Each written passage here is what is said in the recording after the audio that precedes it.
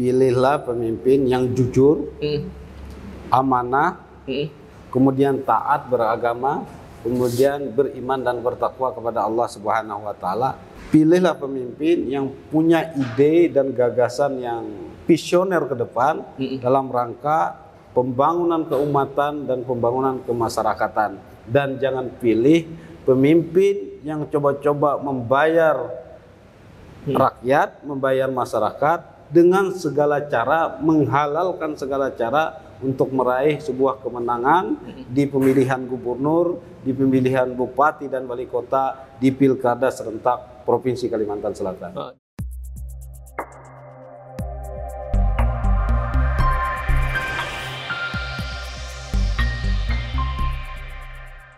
Assalamualaikum warahmatullahi wabarakatuh. Berjumpa kembali kita dalam Ngopi Ngobrol Pinggiran Akhir Pekan, dialog yang diinisiasi oleh jejakrekam.com dan jrnews.co.id media online di Kalimantan Selatan. Kali ini menyambut atau menuju 27 November, Pilkada serentak di Kalimantan Selatan. Ada banyak dinamika kalau kita bicara Pilkada Kalimantan Selatan, termasuk misalnya yang selalu saja kita cemaskan atau selalu kita khawatirkan soal bagaimana potensi politik uang. Dan kemudian ini menjadi menarik ketika Majelis Ulama Indonesia, termasuk di Kalimantan Selatan, Majelis Ulama Indonesia Provinsi Kalimantan Selatan mengeluarkan pernyataan dalam bentuk tausiah soal bagaimana politik uang, kemudian pilkada di Kalimantan Selatan yang jujur dan adil. Ini tentu menjadi penting untuk kemudian kita mengingatkan kepada publik menuju 27 November. Ada waktu untuk kemudian publik menimbang, berpikir siapa yang akan dipilih baik dalam konteks pilkada gubernur, bupati maupun wali kota di Kalimantan Selatan. Sudah hadir tamu kita, Sekretaris Majelis Ulama Indonesia MUI Provinsi Kalimantan Selatan, Ustadz Nasrullah. Assalamualaikum, Ustadz. Waalaikumsalam warahmatullahi wabarakatuh. Sehat hari ini? Alhamdulillah. Pertama terima kasih sudah hadir di bergabung kita dalam ngopi kali ini. Hari ini kita bicara soal pilkada. Ada hal yang menarik ketika kemudian Majelis Ulama Indonesia mengeluarkan pernyataan yang kemudian itu kan dikemas dalam tausiah MUI Kalimantan Selatan soal pilkada 27 November. Sebenarnya alasan penting, alasan mendasar perlunya tausiah itu apa sih, Bang Nasrul?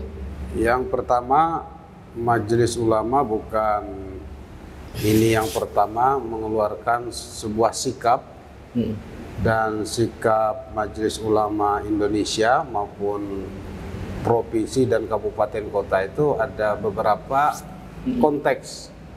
Ada ketika pemilihan presiden dan pemilihan legislatif, maka sifatnya taujihat yang karena ini sifatnya nasional. Itu juga disampaikan agar proses transisi kepemimpinan itu berjalan dengan baik, demokratis, jujur dan adil. Nah, yang kemudian menjelang pilkada serentak khususnya di Kalimantan Selatan, kita mengeluarkan tausiah yang berkaitan dengan pilkada serentak. Kita berharap transisi kepemimpinan daerah yang ada di Provinsi Kalimantan Selatan itu betul-betul sesuai dengan harapan masyarakat, jujur, adil, bebas, umum, dan rahasia.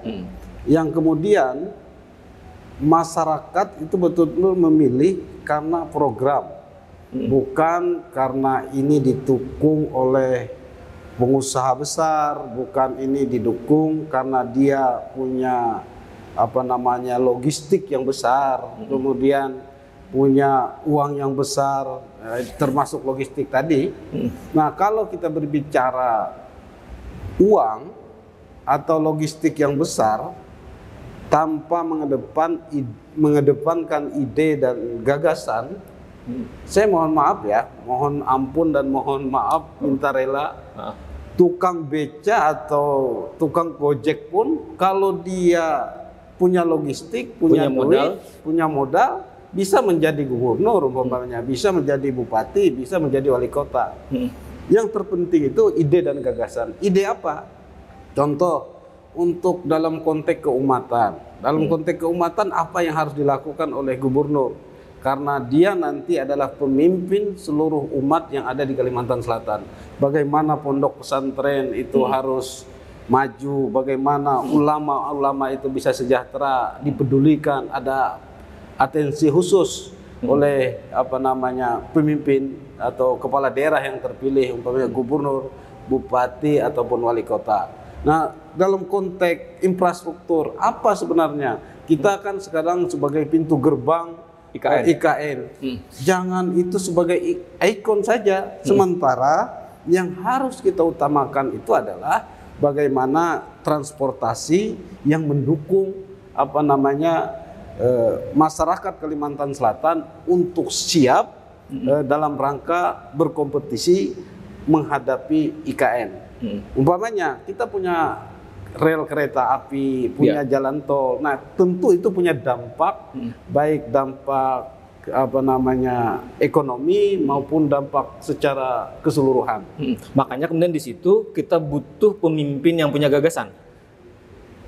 Itu wajib dan mutlak, absolut, bahwa pemimpin yang nanti untuk memimpin Kalimantan Selatan itu punya ide dan gagasan, punya program. Kalau dia tidak punya program, selama 5 tahun, 10 tahun, itu jalan di tempat pembangunan. Apa sebenarnya yang sesungguhnya yang harus dia bangun? Apakah dia memulai dari infrastruktur? Apakah dia memulai dengan pendidikan? Apakah dia mulai dengan kesehatan? Atau bagaimana meningkatkan kesejahteraan masyarakat, kemudian menurunkan indeks kemiskinan, indeks pengangguran. Nah, kalau tidak punya gagasan, ide, cuman mengutamakan lalu dia bisa membayar atau membeli suara masyarakat, maka saya yakin Kalimantan Selatan atau daerah kabupaten kota tidak akan mendapat sebuah berkah dari sebuah pilkada, dan masyarakat tidak bisa menyalurkan aspirasinya, dan dia tidak bisa menikmati dari proses transisi demokrasi yang melalui pilkada serentak. Bang Nasrullah, kalau kita melihat ini kan masa-masa kampanye, masa-masa debat, dengan segala dinamika yang ada kalau kita melihat Kalimantan Selatan, pilkada hari ini, pilkada gubernur, 2 wali kota, dan 11 bupati. Dalam pencermatan seorang Bang Nasrullah, seberapa mencemaskan sih kekhawatiran kita soal politik uang itu di Kalsel? Pertama, bukan hanya politik uang, politik penekanan, intimidasi, politik kooptasi.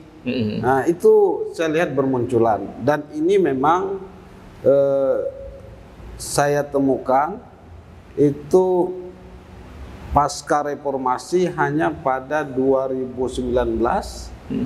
kemudian 2014, kemudian yang klimaknya adalah 2024.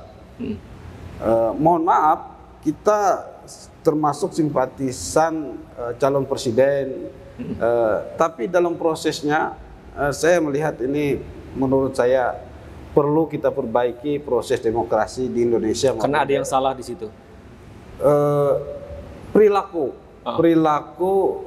kompetitor itu ada yang salah. Padahal sistemnya sudah benar, sistemnya sudah bagus, penyelenggara sudah bagus, pengawas sudah bagus. Cuman ada upaya-upaya pemegang kekuasaan, pemegang keuangan untuk mengintervensi lembaga pengawas, lembaga pemantau, lembaga survei, lembaga penyelenggara, untuk mengarahkan sebuah kompetitor untuk menuju sebuah kemenangan dalam sebuah kompetisi, baik itu sifatnya nasional maupun lokal, pemilihan gubernur, bupati, dan wali kota.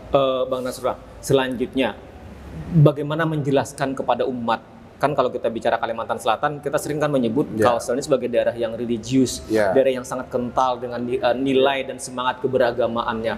Nah, bagaimana menjelaskan itu kepada umat? Menjelaskan betapa bahayanya politik uang, betapa pentingnya kita mencari pemimpin yang basisnya di kata Bang Nasrullah, dia punya visi, dia punya misi, dia punya program. Nah, dari awal saya mengatakan bahwa lembaga seperti Majelis Ulama Indonesia ini adalah lembaga kekuatan moral, moral force, Moral force, bukan pos siskambling, kekuatan moral, maka melalui norma agama yang dimiliki oleh sekelompok ulama yang tergabung di Majelis Ulama Indonesia menyampaikan beberapa 7 poin. Yang pertama, kita menginginkan jangan golput. Yang kedua, tidak ada money politik. Nah, karena kalau jangan golput itu karena kita memang harus butuh pemimpin. Butuh pemimpin yang tentunya yang bisa diharapkan yang punya ide dan gagasan tadi. Yang kedua, jangan ada money politik. Money politik ini kan berbahaya. Berbahaya bagi kelangsungan proses pembangunan ketika calon gubernur atau calon bupati dan wali kota itu terpilih. Itu sangat berbahaya karena pertama, dia akan mengeluarkan modal. Mengeluarkan modal besar.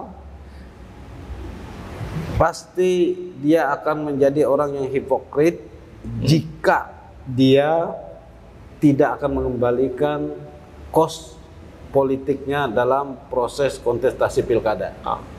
Nah, oleh karena itu sangat berbahaya. Pertama, berbahayanya pembangunan nanti tidak diarahkan kepada sektor yang betul-betul substansial.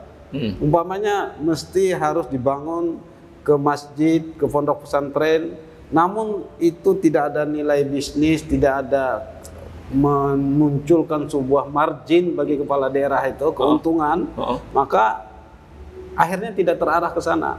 Nah, karena dia akan berpikir untuk mengembalikan modal ketika dia bertarung dalam pilkada. Yang kedua, dalam konteks moral, ketika dia membeli masyarakat, tentunya ini kan sudah dilarang oleh agama, menyogok, dan yang disogok itu masuk neraka kan? Nah, ini kan sudah pesan moral keagamaan. Norma agama ini sangat penting dan ini adalah norma yang betul-betul harus melekat baik di jiwa para pemimpin maupun di jiwa masyarakatnya. Karena itu adalah untuk kepentingan yang lebih besar, kepentingan akhirat. Dan itu nanti akan menjadi sebuah pembelajaran bagi generasi yang akan datang, bahwa ketika pemimpin itu terpilih karena uang, maka pemimpin akan generasi akan datang itu akan mengikuti. Nah, saya kalau ingin menjadi kepala daerah, menjadi bupati, menjadi ketua ormas, menjadi kepala desa, maka akan mempersiapkan uang. Dia tidak akan mempersiapkan program, dia mempersiapkan gagasan dan idenya untuk memajukan masyarakat sesuai dengan wilayah hukumnya. Bang, bisa tidak misalnya Majelis Ulama Indonesia sebagai sebuah organisasi Islam yang itu kan ada tokoh-tokoh banyak di situ kan, ada elit misalnya, melalui tokoh-tokoh agama, melalui simpul-simpul elit itu menyampaikan pesan. Kita masih ada waktu sekitar 9 atau 10 hari lagi, Bang. Pesan itu sebenarnya sudah ada menjadi acuan dari Majelis Ulama Indonesia, termasuk agar para ustadz, ustazah, dan juga kita melakukan MUU dengan Bawaslu, menyampaikan di khutbah, di majelis taklim, pertama bahwa money politik itu dilarang dalam agama, yang kemudian saling menjelekkan, terus menghalalkan segala cara untuk meraih kekuasaan, untuk menjadi pemimpin kepala daerah, itu adalah perbuatan yang dilarang oleh agama. Nah, kalau dilarang itu kan haram, kalau yang tidak dilarang halal. Dan itu tidak ada perdebatan. Kalau tidak ada perdebatan itu. Jadi tidak bisa orang kemudian atas nama apapun kemudian membolehkan yang namanya transaksi politik uang. Tidak ada, karena orang yang ingin dipilih yang kemudian memberi uang itu jelas motifnya. Memberi uang, jelas motifnya untuk dipilih. Beda kalau dia bersedekah, nah dia bersedekah tanpa ada motif apapun. Nah, kalau bersedekah kan tidak harus pada momen pilkada, jauh sebelum pilkada atau sesudah momen pilkada. Jadi tidak ada perdebatan orang misalnya alasannya ini hadiah ini tadi sedekah misalnya. Tidak ada perdebatan, yang kemudian tidak ada apologi yang berkaitan dengan momentum pilkada. Mau dia membagi bakul, membagi sarung, kemudian membagi peci, kemudian sembahyang hajat. Nah, jelas niatnya itu untuk dipilih, walaupun konteksnya umpamanya minta didoakan atau apa. Tapi kan kenapa tidak jauh-jauh sebelumnya, 10 tahun sebelum dia calon menjadi kepala daerah? Nah, jadi jangan membungkus kegiatan kampanye itu berkaitan dengan agama, sembahyang hajat, kemudian sholat subuh berjamaah. Nah, katakanlah itu boleh-boleh saja bagus, tapi itu tetap dalam konteks meraih jabatan, meraih simpati masyarakat, itu tidak dibenarkan. Sama halnya dengan membeli atau suara masyarakat untuk memilih dia. Bang, artinya di sisa waktu yang ada ini, bagaimana mimbar-mimbar Jumat itu kita gunakan untuk mengingatkan umat. Karena tadi kan kata Bang Nasrullah, kalau kita salah memilih pemimpin, risiko dan konsekuensinya kan 5 tahun. Dan kita tidak bisa mengganti pemain di tengah jalan. Ya, tausiah, 7 poin tausiah ini tujuannya untuk semua ormas Islam yang tergabung di Majelis Ulama Indonesia dan seluruh ustadz, ustazah, para kiai, tuan guru boleh disampaikan sebagai khutbah di majelis taklim. Agar apa? Agar masyarakat betul-betul minimal bisa tercerahkan, kemudian diberi wawasan tentang bagaimana proses pilkada yang menurut Majelis Ulama, menurut para ulama yang benar. Nah, kalau umpamanya tidak ada sama sekali seperti ini, saya yakin tidak ada kontrol sama sekali, baik masyarakat, baik calon gubernur, calon bupati dan wali kota. Nah, jadi ini kan sebagai rem. Jadi rem ini himbauan tadi tausiah 7 beberapa poin yang disampaikan ini harusnya bisa menjadi gelombang moral yang semakin besar, mengingatkan kepada umat.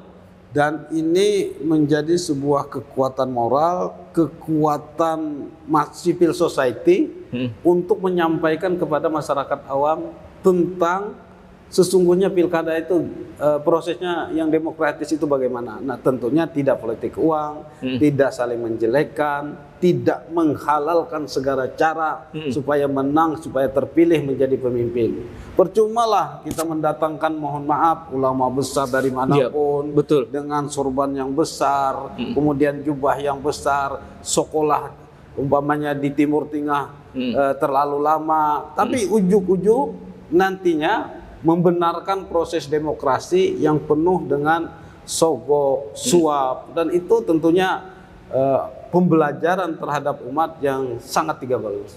Karena clear tidak ada kemudian alasan untuk membenarkan menerima sesuatu atas nama kemudian tadi meminta dukungan, pilih dan segala macam menuju tanggal 27 November. Tidak ada.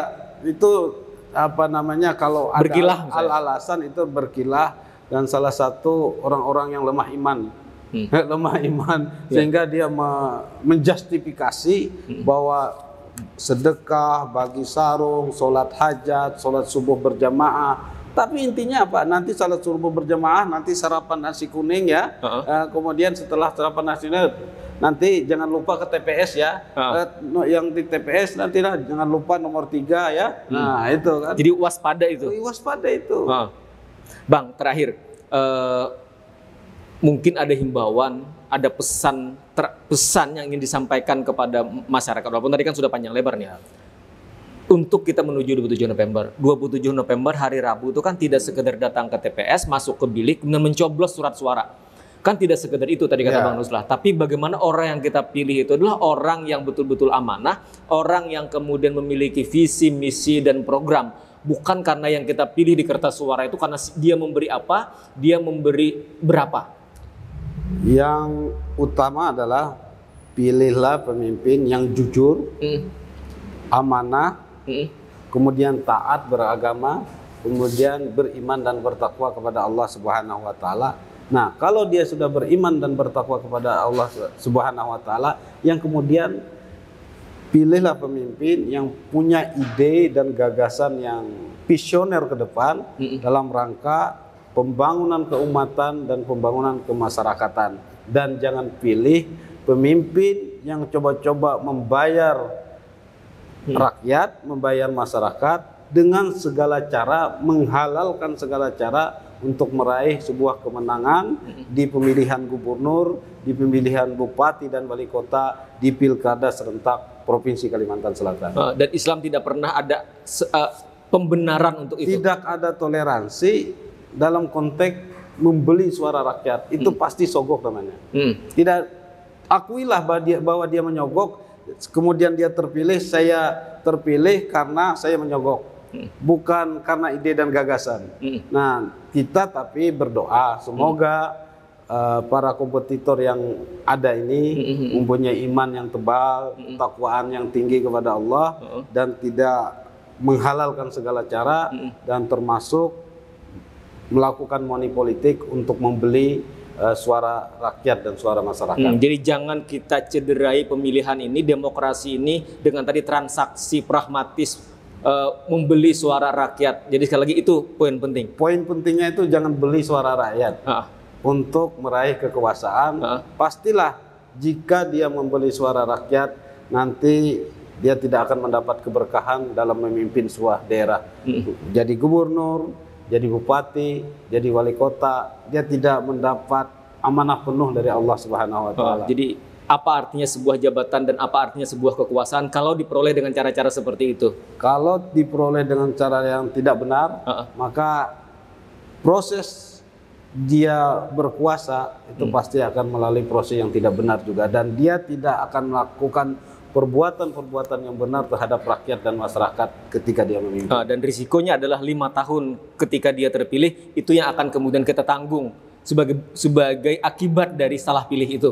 Itu akan ditanggung oleh masyarakat dan ditanggung oleh seluruh masyarakat di Provinsi Kalimantan Selatan, di kabupaten kota yang memilih pemimpinnya yang tidak sesuai dengan proses demokratisasi yang benar. Oke, baik, terima kasih Bang Nasrullah. Tausiah Majelis Ulama Indonesia Kalimantan Selatan yang tadi sesuatu yang menarik. Kita tidak bicara hasil, tapi setidaknya kita hari ini berikhtiar bagaimana kemudian memberikan perspektif, memberikan pandangan, memberikan pengetahuan tadi disampaikan Bang Nasrullah dengan basisnya adalah pengetahuan. Dasarnya adalah Islam, soal bagaimana memilih pemimpin, kan Islam sudah mengatur sangat rigid soal itu. Saya terima kasih Bang Nasrullah, dan demikian tuntas sudah kebersamaan kita dalam ngopi kali ini, bicara tentang bagaimana kita menyikapi Pilkada 27 November, kita tolak politik uang, karena tadi kata Bang Nasrullah, Sekretaris Majelis Ulama Indonesia Provinsi Kalimantan Selatan, tidak ada hal yang bisa membenarkan yang namanya politik uang. Terima kasih dan Assalamualaikum warahmatullahi wabarakatuh.